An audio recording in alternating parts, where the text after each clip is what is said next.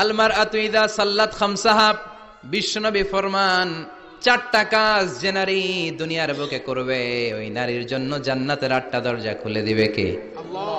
1 number, আল মারআতু ইযা সাল্লাত খামসাহা, 5 ওয়াক্ত নামাজ যে মেয়েরা পড়বে, সামাত শাহরাহা, যারা রমজানের রোজা রাখবে, আতাআত বালাহা, স্বামীর আনুগত্য করবে, হাফিজাত ফুরুজাহা, লজ্জাস্থানের হেফাজত করবে, এই 4টা কাজ যে নারীরা করবে 8টা জান্নাতের দরজা তাদের জন্য খুলে দিবে কে?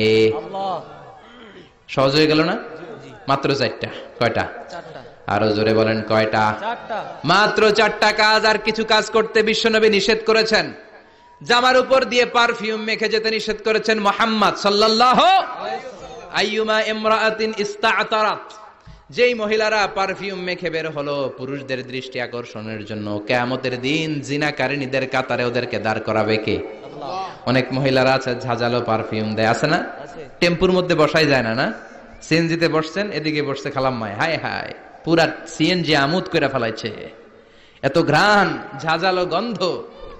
জানিয়া নিষেধ করেছেন। পরচুলা লাগাতে নিষেধ করেছেন। পরচুলা চিনেন?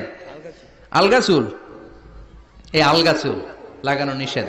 পুরুষদের জন্য নিষেধ, নারীদের জন্য নিষেধ। অনেক ছেলেদের টাক মাথা আলগা চুল লাগায়, আছে না নাই? শাহরুখ খান সাজতে চায়, হিরো আলম সাজতে চায়। হিরো আলমের মাথাতে চুল আছে অনেক, না? আচ্ছা। আবার অনেক নারীরা পরচুলা লাগায়, মায়েরা নিষেধ। ব্রু প্লাক নিষেধ করেছেন মুহাম্মদ সাল্লাল্লাহু আলাইহি ওয়াসাল্লাম। আবার ইসলাম একটা ড্রেস কোড দিয়েছে, 4টা নিয়ম মেনে যদি নারীরা ড্রেস পরে যে কোনো ড্রেস পরতে পারবে, কবুল করে নিবে কে? আল্লাহ। মায়েরা খেয়াল করে শুনেন, আপনাদের ড্রেস কেমন হবে? নাম্বার 1, আপনার পুরো দেহটা ঢাকা থাকতে হবে। যে ড্রেস পরবেন, you should cover your whole body. শুধু হাতের এই 2 কবজি আর চেহারা খোলা রাখতে পারবেন, তবে চেহারা ঢেকে রাখা উত্তম। একজন মহিলা বোরকা পড়ছে কিন্তু চেহারা খোলা, তার হেজাব হয় নাই, পর্দা হয় নাই, এটা বলা যাবে? কিন্তু উত্তম হচ্ছে চেহারা ঢেকে রাখা, কারণ চেহারা সৌন্দর্যের রাজধানী। Face is the capital of beauty, ঠিক কিনা? চেহারা দেখলাম তো সব বোঝা গেল, ঠিক কিনা? কেমন মাধুর্যতা আছে, দেখতে কেমন সুন্দরী কিনা সব বোঝা যায়। এজন্য চেহারাটাও ঢেকে রাখবেন, চোখটা খোলা রাখবেন। বিশ্বনবীর স্ত্রী উম্মে সালামা বলে, দেখার জন্য আমার 2 চোখের দরকার নাই, লাগবে 1 চোখ। উনি আরেক চোখের মধ্যে আরেক কাপড় দিয়ে রাখতেন, এমনি তাকাইতেন। সাহাবারা বলতেন, উনারে দেখলে আমরা দিতাম দৌড়, ভয় লাগতো।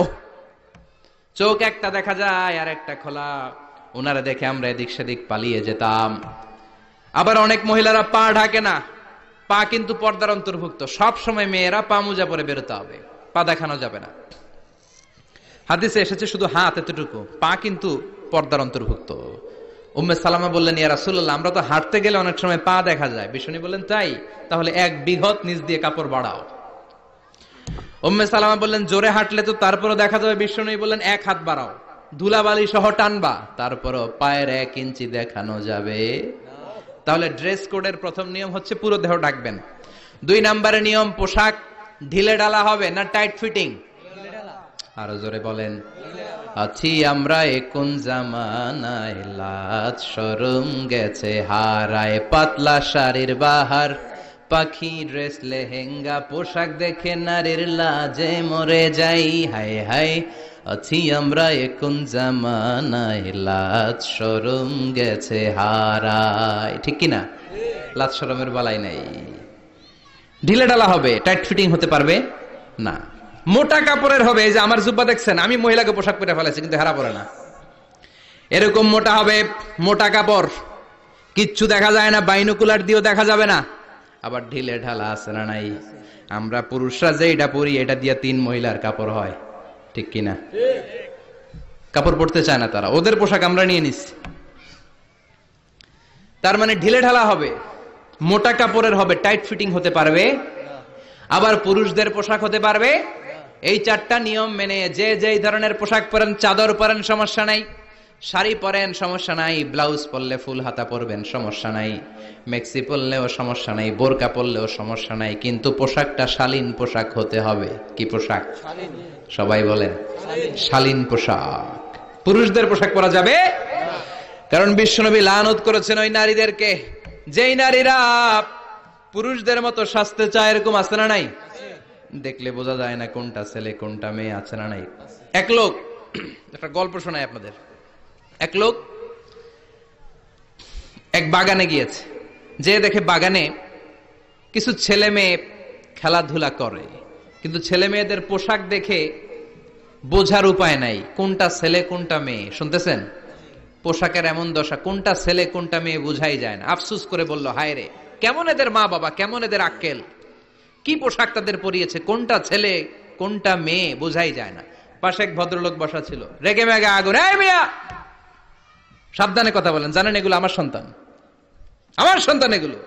লোক তো ভয় পেয়ে গেছে, তাই নাকি? ও তাহলে আপনি এদের বাবা? এবার লোকটা রেগে মেগে বলে, আমি আপনার কি চোখ নেই, আমি বাবা হইতে যাবো কেন, আমি তো এদের মা।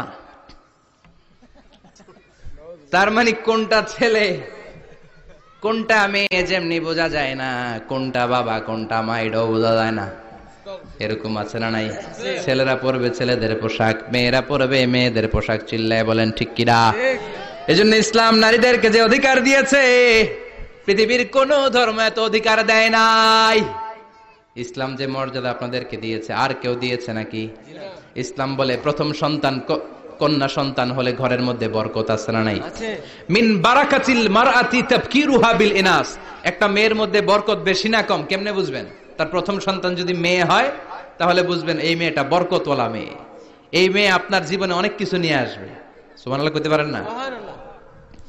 কিন্তু অনেক ডাকাইত আছে, মেয়ে হইলে অখুশি হয়, ছেলে হইলে পাড়ার সবারে জিলাপি খাওয়ায়, পাড়ার সবারে মিষ্টি খাওয়ায়, মেয়ে হইলে কিচ্ছু খাওয়ায় না। আছে না নাই?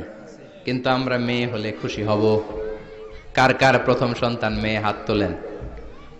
একজন, দুইজন, তিনজন। প্রথম সন্তান মেয়ে কার? হ্যাঁ, অনেকে আছে তো মাশাআল্লাহ, আপনারা অনেক বরকতময়। আলহামদুলিল্লাহ, হাত নামান। আমারও প্রথম সন্তান মেয়ে, তিনটাই মাইয়া। জান্নাত একটা আমার দিয়েন। তার মানে 3 জান্নাতের মালিক। মাশাআল্লাহ, আল্লাহ বাইরে তুমি কবুল করো। তার মানে কোন ঘরে যখন মেয়ে আসে, আল্লাহ বলে ঘরটা বরকতময়। মেয়েটা যখন বড় হতে শুরু করে, মেয়েটা ভাইয়ের জন্য বরকতময়। মেয়ে যখন বিয়ের উপযুক্ত হয়, বাবার জন্য বরকতময়। 2 মেয়ে মানে বাবার 2 জান্নাত, 3 মেয়ে মানে 3 জান্নাত। সুবহানাল্লাহ। আবার যখন স্বামীর কাছে যায়, ইসলাম বলে ওই স্বামী আল্লাহর কাছে সেরা, যেই স্বামী বউয়ের কাছে সেরা। বউ যদি আপনারে ভালো বলে, আপনি আল্লাহর কাছে ভালো। বউ যদি খারাপ বলে, আপনি আল্লাহর কাছে খারাপ। তার মানে ব্যালেন্স করেছে ইসলাম। স্বামীরও আনুগত্য করতে বলেছে, আবার স্বামীকেও বলেছে স্ত্রীকে ভালোবাসতে। ঠিক কিনা? কথা বলেন। এবার আরেকজনের স্ত্রী, ইসলাম বলে তোমার হাত যদি বউয়ের হাতের সাথে মিলাও, 2 হাতের সগীরা গুনাহ মাফ করে কে? স্ত্রীর দিকে যখন তাকাও, তোমার চোখের সগীরা গুনাহ মাফ করে কে? প্রতি মাসে মাসে স্ত্রীর কাপড় চোপড় আর কসমেটিক্স কেনার জন্য যে টাকাটা দাও, এই টাকাটা সদকা হিসেবে কবুল করবে কে? এবার এই মহিলা গর্ভবতী, ইসলাম বলে সন্তান ভূমিষ্ঠ করতে যে যদি কোনো মা ডেলিভারি কেসে হসপিটালে মারা যায় কিংবা বাসায় মারা যায়, কিয়ামতের দিন ওই মহিলাকে শহীদদের কাতারে দাঁড় করায় দিবে কে? বাচ্চা ভূমিষ্ঠ করতে যে শাহিদ, শাহিদা, শহীদদের কাতারে। আর সুন্দর মতো যদি আসে, আল জান্নাতু তাহতা আকদামি উম্মাহাতিকুম, মায়ের পায়ের নিচে সন্তানের বেহেশত আছে না নাই? জোরে বলেন। এজন্য ইসলাম বলে খবরদার, মায়ের মর্যাদা সবচেয়ে বেশি। এক সাহাবী বললেন, ইয়া রাসূলুল্লাহ, কার সাথে ভালো আচরণ করব, বাবার সাথে নাকি মায়ের সাথে? নবী বললেন মায়ের সাথে, এরপরে মায়ের সাথে, তারপরে মায়ের সাথে, তারপরে কার সাথে? তারপরে তোমার পিতার সাথে। মায়ের মর্যাদা কয় গুণ বেশি? ওগো মা তুমি এই ধরনের শ্রেষ্ঠ নিয়ামত, তোমারই পদ তলে রয়েছে জান্নাত।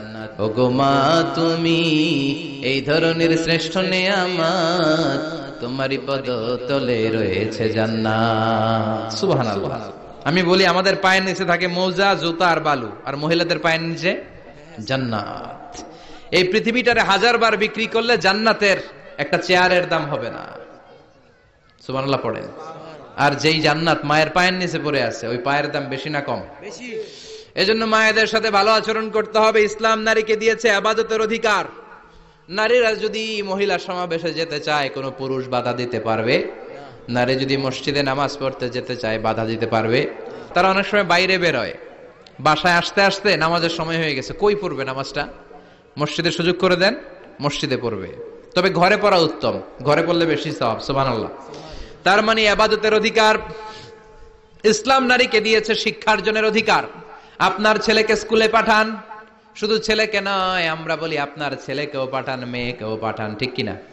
আপনার ছেলেকে মাদ্রাসায় পাঠান, মেয়েকেও পাঠান। শিক্ষা সবার জন্য। বিষ্ণু বলেছেন আল্লিমু বানাতাকুম সূরাতান নূর, তোমরা তোমাদের মেয়েদেরকে সূরা নূর শিখাও। কোন সূরা? কথা কন। ও আমার মায়েরা, আপনাদের জন্য রব্বুল আলামিন সব হকের কথা সূরাতুন নূরে বলেছে।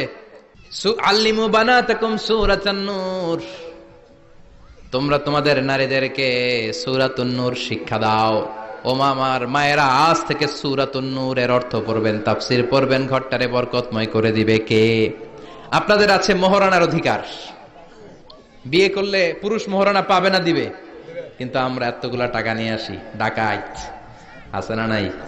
সারা জীবন মেয়েটারে লালন পালন করলো, একটা মেয়ে হলো একটা বাবার কলিজা। মেয়ে দিয়ে দিল মানে বাবা কলিজা ছিঁড়ে দিল, আর কি চাস? ডাকাত, ফকির কোথাকার। খবরদার, বিয়ের মধ্যে 1 টাকা যদি তুমি যৌতুক খাও, কিয়ামতের দিন আল্লাহ তোমারে ছাড়বে। যৌতুকের সাথে ইসলামের কোনো সম্পর্ক, যৌতুকের সাথে সম্পর্ক। যৌতুক খেলে ডবল গুনাহ। যৌতুক খাওয়া ততটা অপরাধ, কুকুরের গোশত খেলে যত অপরাধ, এর চেয়ে বেশি অপরাধ। কুকুরের গোশত খেলে 1 গুনাহ, হারাম খাওয়ার গুনাহ। যৌতুক খেলে 2 গুনাহ, 1 হারাম খাওয়ার গুনাহ, 2 শ্বশুরবাড়ির উপর জুলুম করার গুনাহ। চিল্লা এখন ঠিক কিনা? এরপরে ইসলাম নারীকে দিল ভালো আচরণ পাওয়ার অধিকার। ইসলাম নারীকে দিল বাবার সম্পদে উত্তরাধিকারের অধিকার। একজন বাবা ইন্তেকালের আগে ছেলেকে যদ্দুর দিবে, মেয়েকে তার অর্ধেক দিতে হবে। জোরে কোন ঠিক কিনা? ছেলেকে যদ্দুর দিবেন, মেয়েকে অর্ধেক। ইউসিকুমুল্লাহু ফি আওলাদিকুম লিযযাকারি মিসলু হাযযিল উনসায়াইন। ও আমার বাবারা, সম্পদ হলো হাতের ময়লা, আপনি চলে যাবেন, সম্পদ থেকে যাবে। ছেলেরে যদ্দুর দিবেন, মেয়েরে অর্ধেক। কার কথা মানতে রাজি আছেন?